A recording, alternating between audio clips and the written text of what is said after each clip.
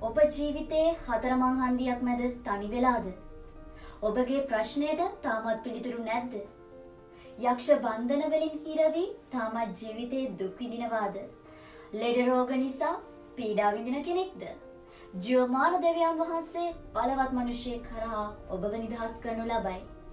ඔහු විටක අපොස්තලවරයෙකි. ගම් නියම් ගම් හරහා ගොස් සභාවල් රෝපණය කරනු ලබන්නේය.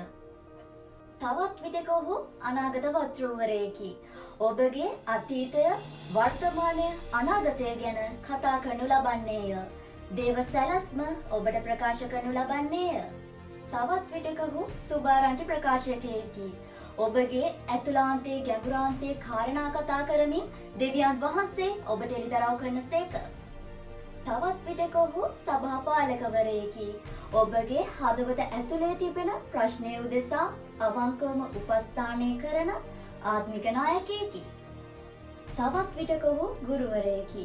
දේව වචනේ ගැඹුරු අර්ථ විග්‍රහයන් එළියට ගනිමින් ආඥානන් වහන්සේ තුල දෙවියන් වහන්සේගේ වචනයෙන් ගැඹුරු ගන්නන්නේය. ඔහු කවුද? පාස්ටර් සමීර.